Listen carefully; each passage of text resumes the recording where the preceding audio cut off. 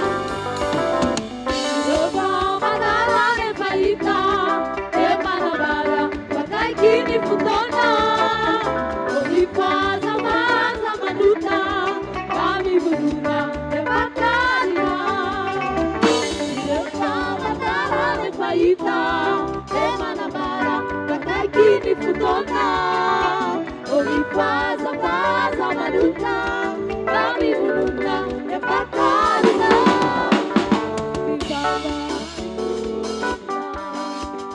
Sudi, Kuni Fututa, Sudi Kabari Kanara, Kailepa, Ayonami.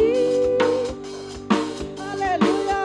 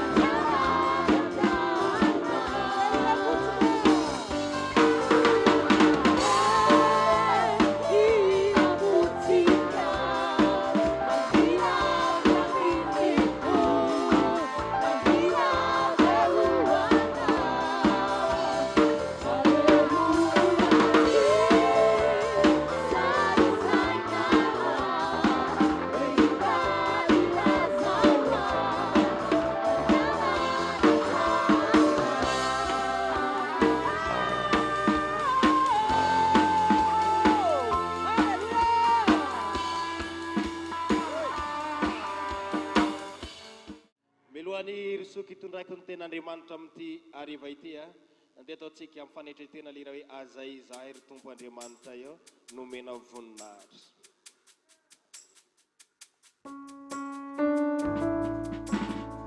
Raha ianao ny hirahira ao amin'ny fona rehetra izany.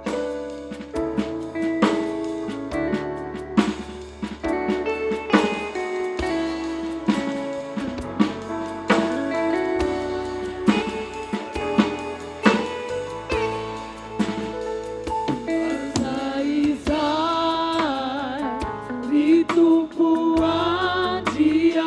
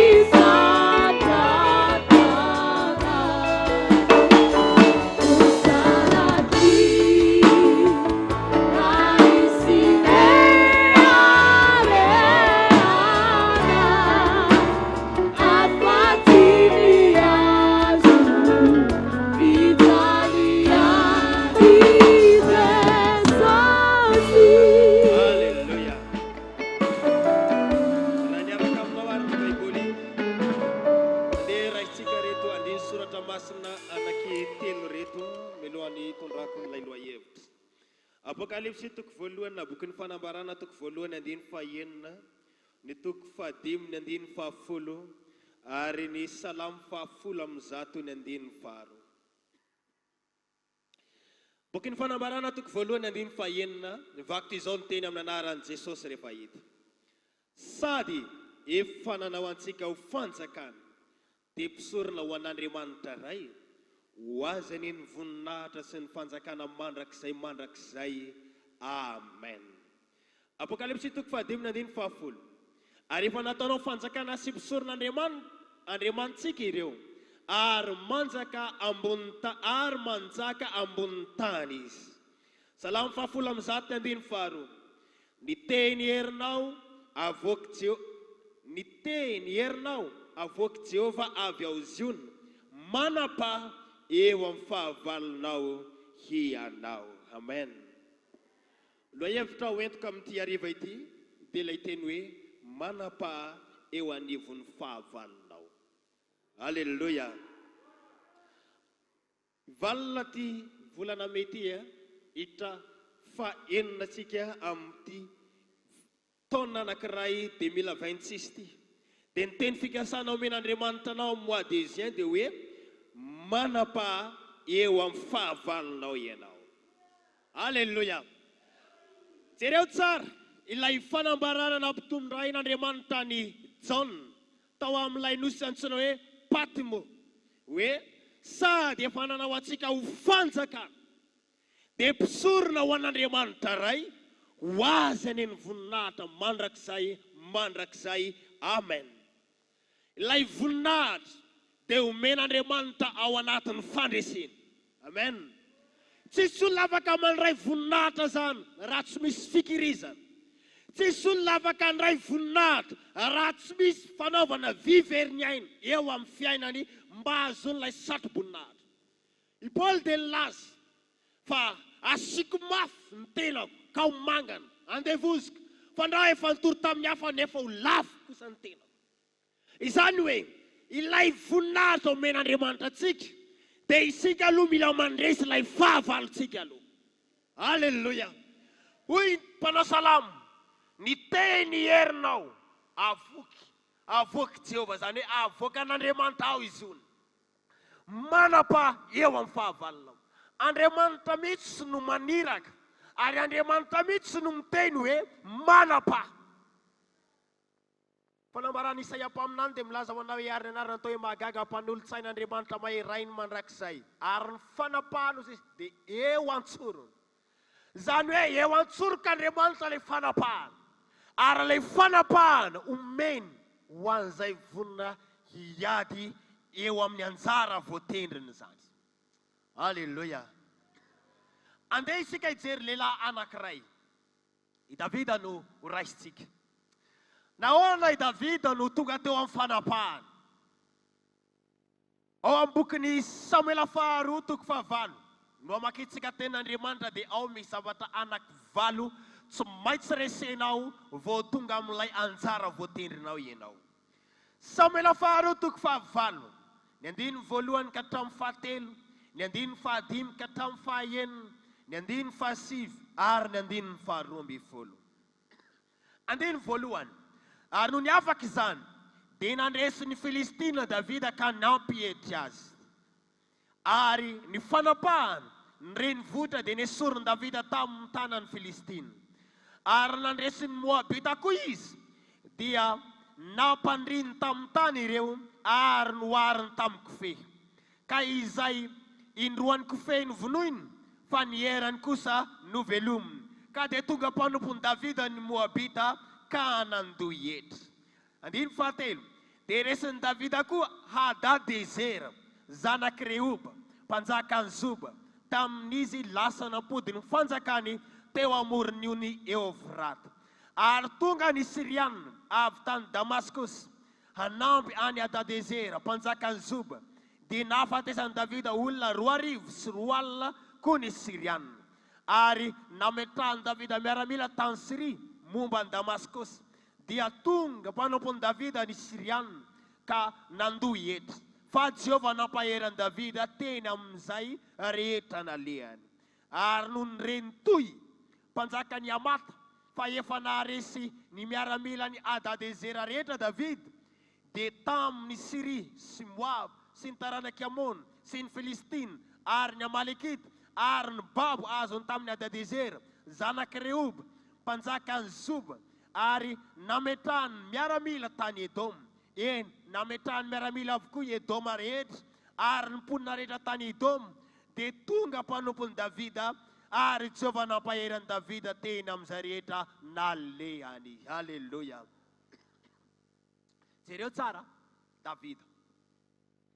Davida na dia lehilahy araka ny fon'Andriamanitra tsy tonga tao amin'ny fanjakana raha tsy nandresy fahavalo anankivalo. Ireo zavatra valo ireo tsy maintsy nireseny Davida vao tonga mpanapaka any Israely izy. Raha teo mpanapaka koa ianao dia misy fahavalo izay tsy maintsy resenao aloha vao tonga eo amin'ilay toerana ianao. Jereo tsara ny andiny voalohany dia milaza ary no niavaka izany dia nandresy ny Filistina Davida ka nampihety azy. Fahavalo voalohany reseny Davida dia ny Filistina, faharoa ny Moabita, fahatelo ny Adadezera, fahaefatra ny Siriana, fahadimy ny Toy, fahaenina ny Amon, fahafito ny Amalekita, fahavalo Edom. Ireo zavatra anankivalo ireo tsy maintsy resena vao afaka manjaka isika. Manambara ina ireo zavatra anankivalo ireo? Ireo zavatra anankivalo ireo tsy hoe fahavalo arabaky teny hita masonao fa ao amin'ny tenanao daholo ireo zavatra anankivalo tany sany Davida ireo. Ny Filistina raha isika voalohany, Samuela faharoa toko fahavalo andiny voalohany dia milaza ary ny afaka izany dia nandresy ny Filistina Davida ka nampihety azy. Tsy maintsy nampihetreny Davida ilay fahavalo goavam-be. Ilay fahavalo dia tsy iza fa i Goliata. Goliata dia olona aranofo. Goliata dia fitambaran'ny fanafiny Filistina rehetra. Goliata dia lehibe noho i Davida. Goliata dia nandresy ny tokantrano Saoly. Goliata dia niantso ny miaramila an'Andriamanitra. Goliata dia niditra teo amin'ny tompo-piderana izay ny tompo tao Joda. Ary Goliata tsy niala mihitsy ny verimberina foana nandraona ireo vahoakany Israeliana ireo. Anisan'ny fahavalo voalohany izay tsy maintsy resenao dia ilay nofinao ialoha. Raha te hanjaka ianao mila mandresy ilay nofinao. Satria ny Baiboly dia milaza dia miariaro izy ny asany nofo. Fandrafina, fijangajangana, tanisany be dia be ireo zavatra ireo. Izay miteraka fahalovana ao anatsika. Fa nandritra ny fotoana izay nisehony Goliata teo anatin'ny Israely, tsy afaka nivoaka, tsy afaka niditra. Fa nirahoana ny Goliata isanandro. Satria tao anatin'ilay nofo. Goliata dia fitambaran'ilay isa enina ao amin'ny Baiboly. Jereo tsara fa i Goliata dia nanana le refo hoe enina. Dia jereo koa fa i Goliata dia nanana rahalahy efatra akoatra azy. Ary rahalahy ny anankefatra ireo koa dia nanana rantsana enina. Ary manana ratsan-tongotra 720, manana ratsan-tanana 720. Jereo tsara zany fa tena nampahory andro na alina any vahoakany Israeliana lay Goliata izay avy any Gata. Raha te handresitsika ilay goavam-be dia mila mafantatra tsara tsika hoe mandeha ao anatin'ny aranofo aho sa mandeha ao anatin'ny fanahy. Fomba noerana lay asan'ny nofo na Goliata eo amin'ny toe-batatsika na eo amin'ny fiainatsika. Voalohany dia mila mandeha araky ny fanahy isika. Halleluja. Ny Galatiana toko 5:9-10. Fa hoy izao mandehana araky ny fanahy dia tsy hatateraka ny filany nofo ianareo. Paul dia laza tamin'ny fiangonana Galatiana reto. Mpino Galatiana hoe mandehana araky ny fanahy. Nahoana moa izy nanoratra zany epistily zany tamin'izy ireo? Satria ny teny izy ry Galatiana dala iza namosavy anareo. Nanomboka tamin'ny fanahy ianareo nefa kosa namarana amin'ny nofo. Ary rehefa tsy ara-panahy ny olona anankiray dia ara-nofo izay. Ary ny tenin'Andriamanitra amintsika androany mila mandeha araka ny fanahy isika. Ary rehefa mandeha araka ny fanahintsika dia tsy hatateraka ity filany nofo ity. Filany nofo rehetra tsy voatery maloto fa misy madio. Ohatra, ilain'ny vatanao ny sakafo. Mila mitafy ianao, mila midio ianao, ilainy izany. Fa filana maloto izay manohitra ny tempanaharaka an'Andriamanitra. Dia tsy ankasitrahan'Andriamanitra fa isika takian'Andriamanitra mba andeha araka ny fanahy isika. Ny Romanina 4:10 dia milaza fa izay tariany fanan'Andriamanitra no zanak'Andriamanitra. Raha tsy mitarika anao ny fanahy masina, tsy zanany ianao izay.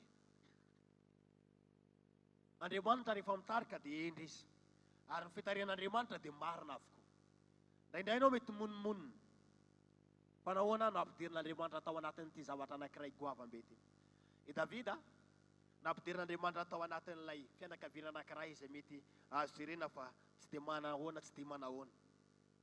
Ary Davida dia voiraka andeha hijery ny rahalahiny nalefan'Andriamanitra tany anatin'ny tobiny fahavalo mihitsy. Ho manina Davida tsy nimonmonina. Fa Davida rehefa niartikady dia izy nataony izy io na miaramila tsy mifora io no tsy haiko ny miaramila n'Andriamanitra velona. Rehefa mitarika anao Andriamanitra dia manome anao indray Andriamanitra angovona hery vaovao ahafahanao miatrika ny fahavalo izay miatrana eo alohanao. Isanandro Goliath, 70 andro 70 alina miantsy. Rehefa oka n'Israeliana maniraha olona iady amiko ianareo. Fa raha resinay ianareo dia ho andefonay mandrakizay. Fa raha resinay kosa ianareo dia ho andefonay mandrakizay. Fa tamin'ny fotoana izay nanirahan'Andriamanitra ny Davida tany, izay tamin'ny alalan'ny rainy nanetsika ny Davida hoe ndana makany amin'ny rahalanao izy. Jereo na manahoana na manahoana. Tsy hoe dia izay loatra ny tena planin'Andriamanitra tamin'ny Davida, fa hijery ireo zavatra nampahory ny vahoakan'i Israely nandritra izay 70 andro 70 alina izay. Ary rehefa maniraka anao Andriamanitra, tsy maintsy mandresy foana ianao ao anatin'ny ady izay atrehinao. Ianao aza maka zavatra hafa mijery ny ahavon'ny fahavalonao. Ohatran'izao ny ahavony, goavana. Iza koa izany hoe enina kilo sy ray inje zany. Izany akanjo anaovan'izany lehilahy izany nataony kajikajy any amin'ny 70 kilomahera any. Ny lanjan'ny lelan'ilay lefina fotsiny efa milanja any amin'ny 5 na 7 kilotany. Dia jereo tsara fa manana ny maizy azy izany lehilahy izany. Fa rehefa eo anaten'Andriamanitra, ilay zavatra heverinao fa goavana, dia ataon'Andriamanitra tahaka ny bitika eo anatren'ny olona mandeha araka ny fanahy izany. Amen. Ny Filistina dia noharin'Andriamanitra tahaka n'ilay fahavalo ara-nofo izay hita eo amin'ny fiainantsika. Jereo tsara fa Andriamanitra raha te handresan'ilay Filistina antsika dia asainy mandeha araka ny fanahintsika araka ny ambaran'ny Galatiana 5:19-20. Dia ny Jaona 5:17-20 dia milaza Jaona 6:63, ny fanahy ny mahavelona, ny nofo tsy mahasoa na inona na inona. Ny teny izay nolazaiko taminareo dia fanahy sy fiainana. Jereo tsara. Fa Andriamanitra mihitsy dia mampirisika antsika mba andeha araka ny fanahy isika. Ny teny nolazaiko taminareo, io tsara, nolazaiko, io nantsona hoe rema, fanambarana. Ny fanambarana nampitaiko taminareo, dia ina voalazany teny? Fanahy sy fiainana. Rehefa ao amin'Andriamanitra ianao, dia mila mandeha araka ny fanahy, izany hoe mandeha araka ilay fanambarana omen'Andriamanitra anao ianao. Aza mandeha araka izay hita masonao. Fa io indraindray mahadiso hevitra ny olona. Fitarian'Andriamanitra aminao tsy fitarian'Andriamanitra amiko. Ary ny fitarian'Andriamanitra amiko tsy fitarian'Andriamanitra aminao. Fa Andriamanitra matoa mitarika anao amin'ny lalana kizo Andriamanitra, fantatr'Andriamanitra fa vitanao eo. Matoa Andriamanitra mitarika anao amin'ny toerana somary midezana mafimafy, fantatr'Andriamanitra fa vitanao iny. Mianara ny manaiky raha lasiana baby. Mahaiza mankafy ny fitondran'Andriamanitra anao ianao. Fa rehefa tsy hainao io, lasa mitoetra ao anatin'ny nofo ihany ianao. Fa rehefa olona ara-panahy ianao, mahita ny fahalebiazan'Andriamanitra foana amin'izay aleanao rehetra. Natomboka ry ny masoko dia mahita ny fahalebiazan'Andriamanitra ao. Atomboka miatsinanana koa ny masoko dia mahita hoe tena lehibe Andriamanitra. Satria nahoana? Ara-panahy ianao dia mahita ny fahalebiazan'Andriamanitra eo amin'ny fiainanao. Raha te handresy ny Filistina isika mandeha araka ny fanahy, faharoa, mila maty amin'ny nofo isika mba ho velona ao amin'ny Kristy. Alleluia. Kolosiana toko fahatelo andiny fahadimy. Ka vonoy ny momba ny tenanareo izay ety an-tany dia fijangajangana, falotony, firehetam-po, fanirindra-tsy ary fieremana dia fanompo-tsampy izy zany. Vonoy, fijangajangana. Lohalarana mihitsy ny fijangajangana. Betsaka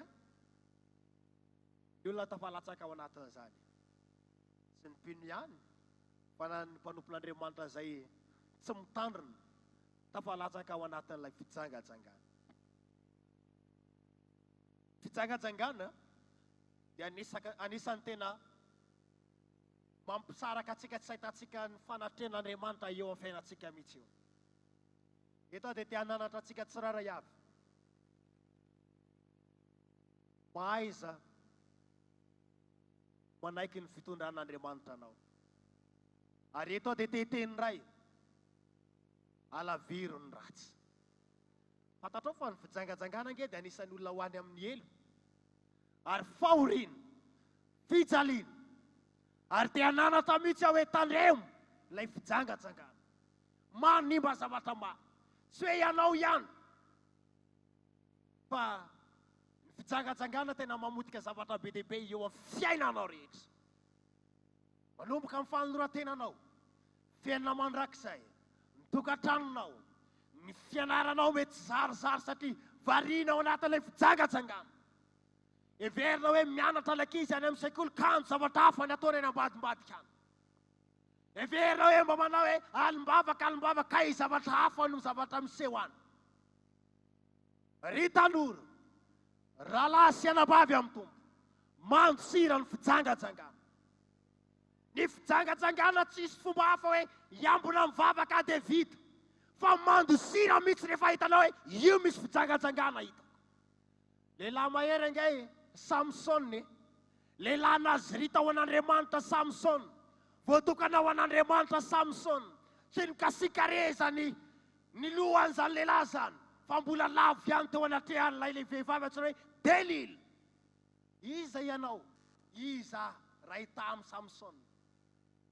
Tsy adala akory Josefa rehefa nahita an'ilay vadiny Potifara mitady izay hitsakambina aminy, dia hitady mba andao mba hiaraka andry amiko ianao.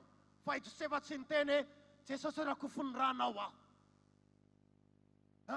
Niteny an'izany anga Josefa tao.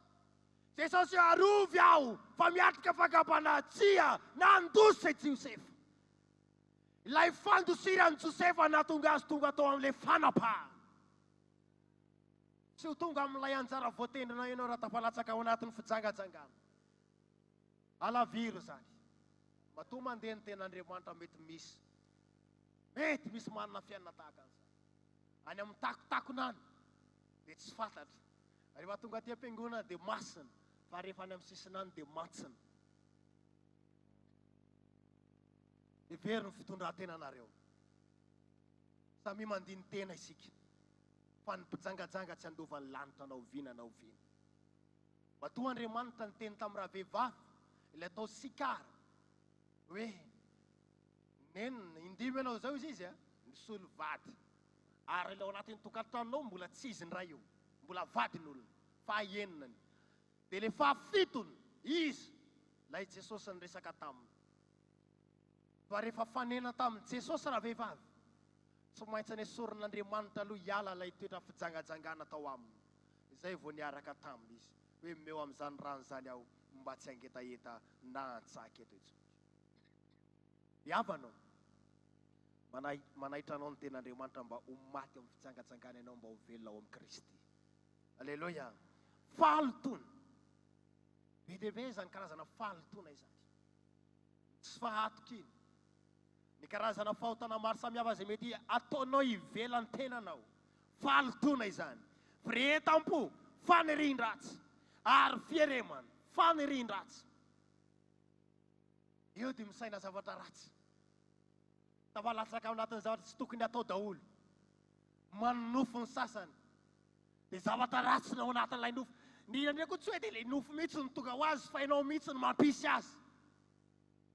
Mety nijery horonan tsara ianao dia niraisinao tsara. tahaka zao dia ohatry zao izy dia tonga taminao amin'izay ilay izy. Izay ilay fanirian-dratsy. Dia mila hialantsika izany fanirian-dratsy izany. Fanompotsam. Ny atao hoe sampy tsy voatery mivavaka amin'ny tabakazo, amin'ny dadarabe sisisy. Fa misy zavatra tianao mihoatra an'Andriamanitra. Izay natao hoe sampy. Ka raha te handresan'ilay Filistina isika, mila maty amin'ny fijangajangana, maty amin'ny fahalotony, firehetam-po, fanirian-dratsy, fiaremana, fanompotsam. Rehefa miala amin'ireo isika dia mahita fa zao tena ho resitsika ilay fahavalosika. Paul dia nanoratra ao amin'ny Koritiana faharoa toko 4:10. Koritiana faharoa 4:10. Mitondra ny fahafatesan'i Jesosy mandrakariva ao amin'ny tena izahay, mba aseho amin'ny tenanay koa ny fiainan'i Jesosy. Mitondra. Zany hoe entinao ilay fahafatesan'i Jesosy. Mba asehonao amin'ny olona rehetra fa tena an Jesosy ianao. Aza menatra mihitsy hoe mason'olona hoe ino dia olona mivavaka, ino dia olom-bovonjy. Fa aso tahaka ny Paoly mitondra an'izany eo mason'olona rehetra isika. Mety misy olona mandrabiraby ianao, maneso anao, manakivy ianao. Ho eo aminao androany, manahafa ny Paoly ianao araka ilay teny hoe manahafa tahaka ny nahavaka ny Kristy Jesosy. Halleluja. Dia reo tsara fa i Samson namelohany hafatesany. Inona ny ataony? Tsy maintsy namono ny Filistina maro dia maro be izy aloha. Tonga tamin'ny toerana izay tian'Andriamanitra hametrahana azy ity lehilahy ity, raha tsy maty n'ilay Filistina. Jereo Samuela faharoa toko 4:2. Ahitantsika tsara fa na Samson ary tena nanao an'izany, ary noho ny afaka izany dia nandresin'ny Filistina David io. Fa ao amin'ny bokin'ny mpitsara indray dia ahitantsika indray an'i Samson indray. Fa i Samson tsy maintsy niady. Samson nandalo fahalavony, fa tamin'ny farany dia tonga saina izy hoe mehery Andriamanitra mba maliky ny Filistina noho ny anankiray amin'ireto masoko reto. Rehefa tonga tamin'ny ilay lehilahy Samson ilay fanambarana, niraisiny ny andro-trano dia ny fihiny mafy zany tao aorianan'izay maty niaraka tamin'ny Filistina izy. Mila mandresy ny Filistina ianao, vavaka mitonga any amin'ilay anjara voatendrina fanapahana omen'Andriamanitra anao. Faharoa, ina ilay firenena faharoa? Ny Moaba. Ny Moaba dia na ilazana fa tsy fahavanonana, zany hoe momba ny antony ilazana ny Moaba. Tsy mahavanona lehilahy ao amin'izany tanàna Moaba izany. Izay lehilahy tonga ao maty daholo. Ary nisy zavatra niseho tao dia tsy maintsy nanao sorona ny zanany lahy daholo ny olona rehetra. Rehefa mitambatra amin'ny olona Moabita ianao dia momba ianao ao anatin'izany. Fa jereo tsara avy aiza natongavan'ny firenen'ny Moaba ao amin'ny bokin'ny Genesis toko 7:20, ny 1:1-3. Ary hoy ny vavy matoa tamin'ny zandriny, efa antitra izao raitsika ary tsy misy lehilahy ambony tany anambady antsika araka ny fanaony tany rehetra. Andeha ampisotsika divay ny raitsika dia handry aminy isika ananatsika fara avy amin'ny raitsika. Ny 1:3 dia samy nanananaka tamin'ny rainy ny zanaky Lota roavavy dia niteraka zazalahy ny vavy matoa ka nanarina ataony hoe Moaba, izy ny rainy Moabita mandraka androany. Tsy fahavanonana, tsisy lehilahy tamin'ny tany dia lasa nanao foana ny zanaky Lota. Andao mamotsika ny raitsika. Ary rehefa mamy io dia azo zanaka aminy isika. Fa ilay zanaka ny ataony hoe Moaba. Nomeri toko 4:20. Misy kitana miseho avy amin'ny Jakobo, sy te mpanjakana miposaka avy amin'ny Israely, ka mandrava ny sisy tany Moaba. Jereo tsara, mandrava ny sisy tany Moaba. Jereo fa raha te hanapaka isika, mila mandrava ny sisy tany Moaba eo amin'ny fiainantsika isika. Misy karazana zavatra tsy valona ao anatin'ny fiainantsika. Tsy ianao ny tsy valona. Fa misy natura-pahotana izay novatsika tamin'ny Adama sy Eva. dia natiora mpahotana io ao anatintsika ihany. Ary tsisy olona miteny hoe masina, za tena masina. Fa misy natiora, jereo tsara fa ny tompo. Jereo tsara nge ny fomba nanaovan'Andriamanitra ty zavatra anankiroa ty e. I Adama rehefa nanota, nanataranaka izy a, nifindra dia tsika taranaka Adama sy Eva. Rehefa tonga teo amin'ny mari izy, dia ina zavatra niseho? Tsy naka ny rany Josepha izy. Tsy naka an'ilay zavatra tany amin'ny Josepha Andriamanitra molavolana ny Jesosy. Fa fanamasana namolavola azy. Zany hoe, ilay raha manaranaka avy any ny tapahan'i Jesosy a, tamin'ny alalan'ny fanamasana.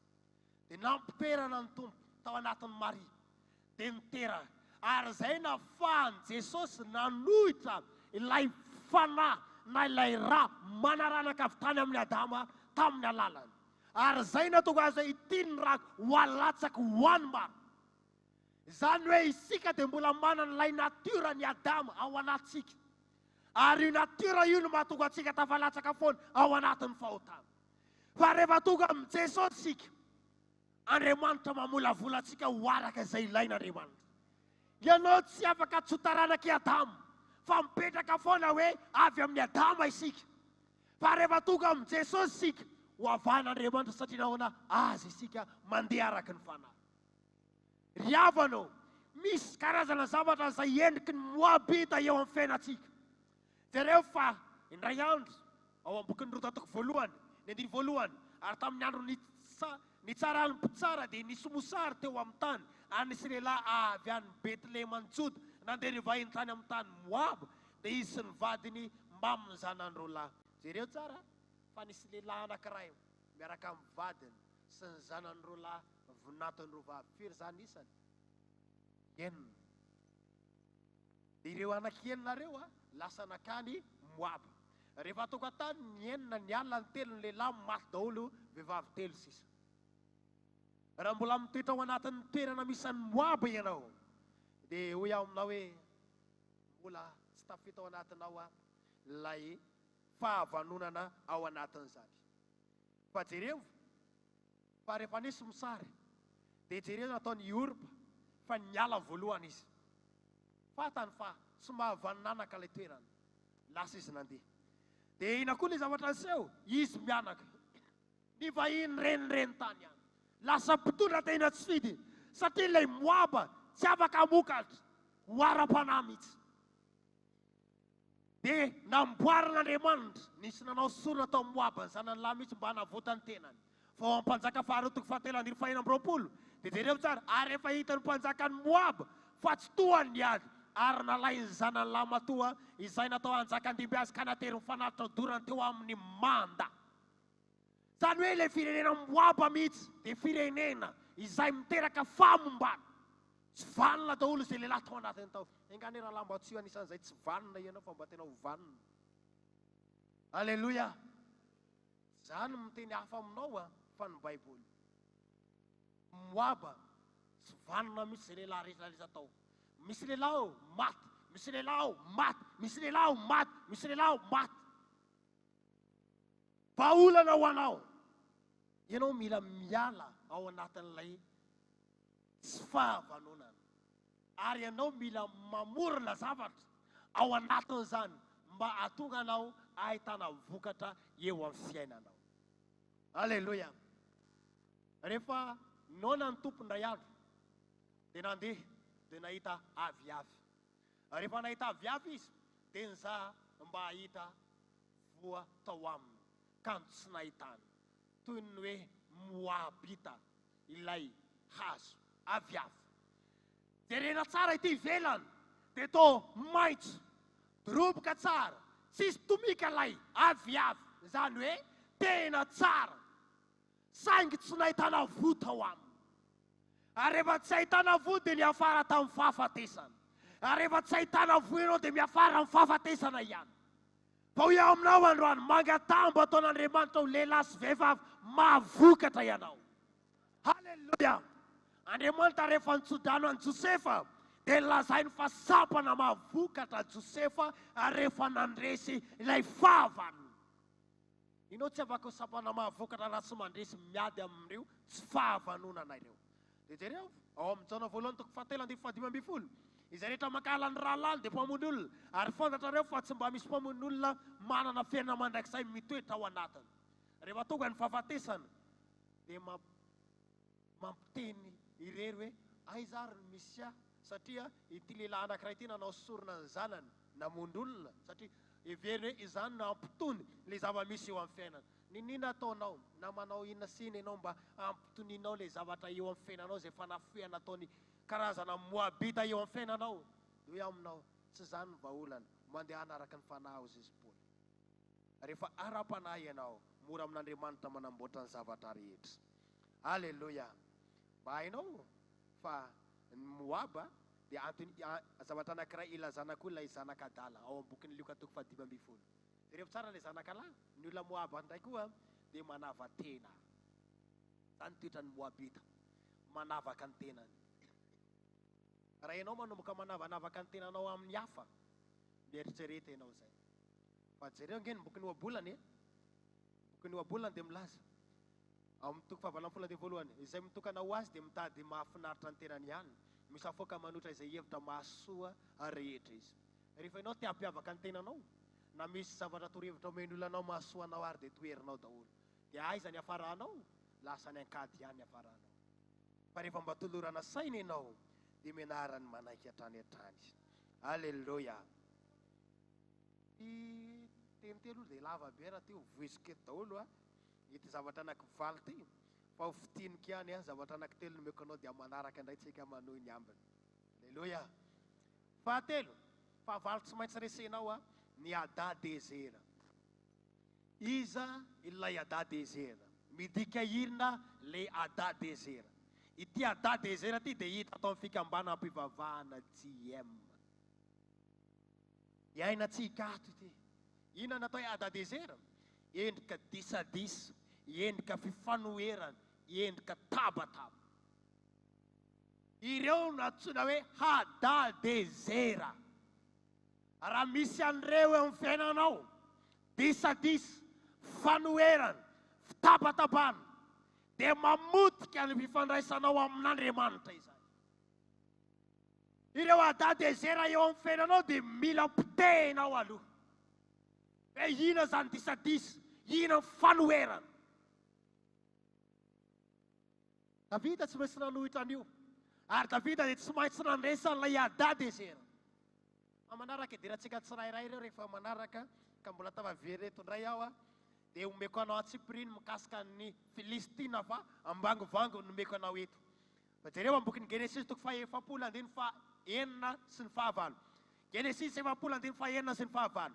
Ary Josefa nakao amin'ny noho ny maraina ny andro ka nahita azy fa indreo nalahelo tarehy izy, dia nanontany Josefa ny tandapany Farao izay jiara. Jereo tsara fa dika teny hafa nampiasaiko jiara ny fatotra, zany hoe babo ny fatotra tamin'ny tao an-trano tompony. Ka hoy izy, nahoana no malahelo tarehy zato ianareo ankehitriny? Ary hoy izy, roalahy taminy nanofy izahay ka tsy misy mahalaza ny heviny. Dia hoy Josefa taminy, tsy avy amin'Andriamanitra va ny filazana ny hevitry ny nofy? Masina ianareo, lazao amiko izay izany. Nandatsio be taraina Josefa nilaza ny hevitry ny nofy ny hafa izy na dia toa tsy tanteraka aza ny nofiny. Amin'dika teny diem dia ohatr'izay nilazany azy. Jereo tsara fa i Josefa dia be taraina, ary Josefa dia olona katsetsoka. Josefa tsy olona mahatana tsy ambaratelo. Ho misy zavatra anankiray dia efa tonga ary, ho misy zavatra anankiray dia tonga ary. Ary ny fahavalony vinan'i Josefa ny rahalahiny. Mafatatrao moa fa raha manana vina na fijery vaovao ianao eo amin'ny fiainanao ka be resaka ianao, dia olona ihany mitsanganao fahavalonao hanohitranao anatin'izany. Lemenao dia tokony andiny tenanao hoe tokony ahoana reny tokony raisiko ao anatin'izay zavatra anankiray ty. Fa i Josefa namaha ny olany hafa, saingy ny olany mbola taraiky atao ihany. Ianao mety mahita ny hafa, mananatra ny hafa, aza be taraina, aza batahaka an'izao, nefa ny ianao mbola mitoetra ao ihany. Ny olona ivavahanao setinao ambavaka mahazo valim-bavaka, fa ny ianao mbola eo ihany. azakivy mbola ho avy ny fotoana amboan'Andriamanitra anao ao anatin'ny fatorana. Alleluia. Fa i Josefa ny aretany aloha nade to mafy taminy ary mbola nampitondra hafatra ry izy hoe raha tafavoaka anareo amin'ny rahalahy mba tsarovy ihany Josefa atao anatin'ity tranomaizina ity. Fa na dia teo ary zany hadiny Josefa satria tsy planin'Andriamanitra mihitsy ny hamoaka azy melony fotoana fa mbola misy zavatra sain'Andriamanitra dioviny ao anatiny Josefa. Ilesa karazana hoe hadadezera teo amin'ny fiainany. Lay ty resaka mandeha makary hatramin'ny fiainatokantrano lazay ny makary. Fantatrao nefa ohatran'izao indray zavatra misy, ohatran'izao indray zavatra niseho, ohatran'izao indray zavatra iainanay. Manomboka androany atapery fa toy ny hadadezera eo amin'ny fiainanao izany. Alleluia. Andriamanitra mila olona afaka miazana ny tsy ambaratelo. Andriamanitra mila olona manotra ireo karazana hadadezera eo amin'ny fiainan'ireo. Galatiana 5:1 ry rahalahy, raha misy olona azo niota tsy na dia atsanganonareo izay manana ny fanahy amin'ny fahamorana izy ka miheverany tenanareo fanao ianao koa mba halay-panahy ihany. Ireo fa i Saoly dia anisan'ny nanana ny fahalemena, fa i Davida nanarina azy. Raha mahita ny rahalahinao anao misy fahalemena eo aminy, tsy ianao nandeha hikory makary tabatabainao ary fa tokony saromanao ilay fahamenarany ao anatin'izany. Anisan'ny anankiray mitsimbatika dia le mitondra ny raha ranom-piangonana Jesosy Mamonjy any amin'ny ainao manjery. Raha voinao mandeha makany tsy namanao anatin'ilay izy. Ohatr'izao indray zavatra miseho, ohatran'izao indray zavatra miseho. Raha misy ny zavatra misy eo amin'ny fiangonanao, saromy ihany ao anatin'izany. Aza vela ho hitany fahavalonao. Raha misy zavatra hitanao tsy mandeha amin'izay lohan'ny koara na dia ato azy, tsy ianao indray nandeha hikororoka azy ary amin'ny fiangonana-kava fa ato ihany dia aleo hijanona ato. Tiako mba hanao aleluia mafy be ianao anatin'izany. Tsy manao aleluia angamba dia reny angamba ny tena tompo mandeha mikororoka azy ery. Vao mivoaketsy anao dia fa ohatran'izao indray ny tao, ohatran'izao indray zavatra misy tao. Zany atao hoe hadadezera mamotika ny fiainanao. Fa ny olona ra-panahy miaro ny fitanjahany namany mihitsy. Mamy i Noa tamin'ny fotoanany tonga zanany lahy anankiray teny nahita ny dadany mitanjaka. Rehefa nitanjaka ny rano satria mamy dia lasa izy niazakazaka tamin'ny rahalany. Jereo ny adalany dadantsika. Ao izy mamy ngiabe ao dia niala ny akanjo ny rehetrarehetra, boridana mihitsy izy ao. Naheno an'izay ny rahalany, tsy vao maika andeha andao mba hanakora azy mihitsy ka fa tena tsy metsy ny ataon'izany. Fa nandray lamba izy mirahalahy dia nanao 5 hanotra dia nisaromana ny fitanjahany ray. Ohatran'izany tadiavin'Andriamanitra amintsika. Mila mahay manarina ny fahalemeny hafa ianao. Raha malemy izy, manam-panahy ianao. Fa raha ianao mikororoka azy, tsy manam-panahy ianao ny dikan'izay. Fa atsangano izay malemy ao aminareo voalazan'ny Paoly. Ny tena mpirahalahy dia mahay mifanangana. Raha lavy ny anankiray dia atsangana, tahaka izany koa ny mpirahavavy. Fa tsy rehefa lavy ny rahavavinao dia fa maika asio. Zanako ary nahita azy lafo. Zany ve ny fiainanao? Tsy ho any an-danitra ianao raha izany zavatra misy, fa atsangano. Saoly nanana fahalemena, tsy afaka nifanatrika tamin'ny fahavalo, Davida nanangana azy tao anatin'izany. Davida nandresy ny fahavalony. Raha te ao isan'ny lehilahy anapaka eo amin'ny fahavalonao ianao dia mila mahay mandresy ina voalohany Filistina eo amin'ny fiainanao, miendrika ny zavatra rehetra araka ny nofo. Faharoa ny Moaba, misy zavatra tsy mety vanona ao anatinao mihitsy. Fa androany ianao raha mivavaka anao androany, amboly zavatra vaovao eo amin'ny fiainanao Andriamanitra. Amen. Ary rehefa ataon'Andriamanitra eo zavatra vaovao io, hanovany ray ny fiainanao manomboka amin'ny volana vaovao iny. Nao ve dia tsy mba mino fitondran'Andriamanitra anao? Izay nataon'Andriamanitra aminao omaly ange tsy ataon'Andriamanitra androany ray fa hafa indray nataon'Andriamanitra ho anao. Ny fahagagana fahita aloha tany, jereva ange ianao fa nisy fahagagana tany aloha tany, fa nataony iny mba hakatsika referansa hoe nisy ohatr'izao tany mba ahafahantsika mampiasa, fa hafa indray ny fomba hitondran'Andriamanitra azy. Andriamanitra tsy lany zava-baovao eo amin'ny fiainany. Ianao koa rehefa tonga amin'Andriamanitra misy zava-baovao foana ataon'Andriamanitra eo amin'ny fiainanao. Dia teny ianao hoe ny teto tsy vita fa indray fa mitonga indray ny anankiray. Ary teto anao niatrikady goavana ao ambadika anao dia misy fandresena goavana omanin'Andriamanitra anao. Fa mila mandresy ireo zavatra telo ireo aloha. Ny dimy amin'ny manaraka indray tsika manao azy raha sitrapony Tompo. Voarainao ve ny lesona? Izay netiko teo androany tsy toriteny tsotra fa fampianarana anao. Satria fampianarana dia manitsy anao Andriamanitra. Alleluia. Mety misy manana toetra hafahafany dia androany Andriamanitra te hanangana anao. Misy olona tian'Andriamanitra no vonjena satria mety tafalatsaka anatin'ny fijangajangana mirorono saina. Fa androany Andriamanitra amerina anao indray mba ho tena zanany ianao, mpanompony ianao, tsy ho arian'Andriamanitra zany ianao. Raha iverina aminy ianao androany, ho atsotran'Andriamanitra aminao indray ny tanany. Ary anangana anao indray Andriamanitra. Fa mangatahy ianao Tompo mba hovay Andriamanitra ny fiainako. Nge mba ataontsika izy ireo hovay Tompo ny fiainako izao. Mba hananako fotorotoro ary rehefa angatahanao izany dia hanome anao zany fiainana vaovao zany Andriamanitra. Dia itsika hitsangana. Ataontsika mpitsangarana zany fiderana izany. Raha tena maka ny fahavalitsika isika dia mila mandresy ireo karazana araky ny nofo rehetra filamy nofo eo amin'ny fiainatsika.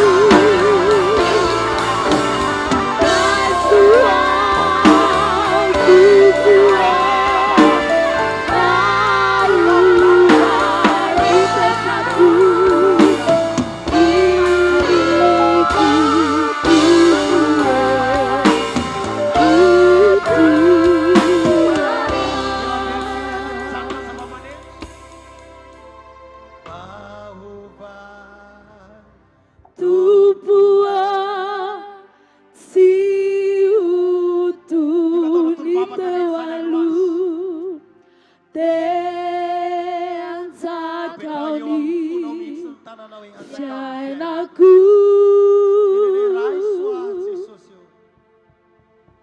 Raisoa Tupua Kau vai mitoetraku Iriku Tupua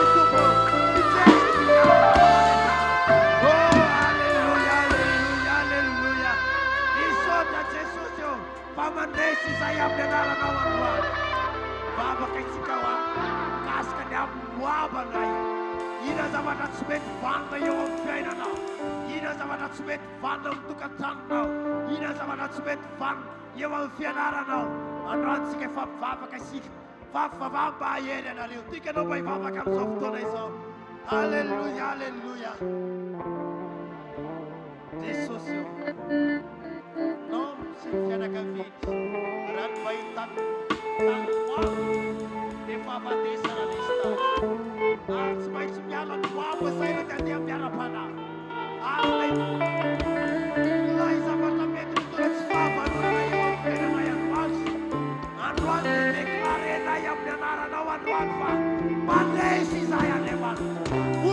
Vuka na zait seraraya. Na ewam tutul yarapana. Na ewam nyasa manara.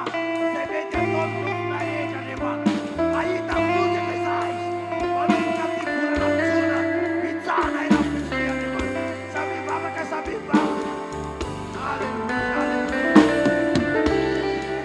Oh, hallelujah. Mananam toda tinha bulava que baba. Di baba ino país pa. Banduna na ewam jaina na. Ewam nyasa manara siya tona. Kukri sama dalo. Niya sunai. Amsuna sunai. Oh, hallelujah, hallelujah, hallelujah. Baba datafan Filistina de nana na Isaien. Na matan na ulbelas. Ya na itam na Isaien. Na nagsayen na bulan ang titola. En ang propul suaribu. Kung reslon Filistin. Tukri. Itam na le mafan.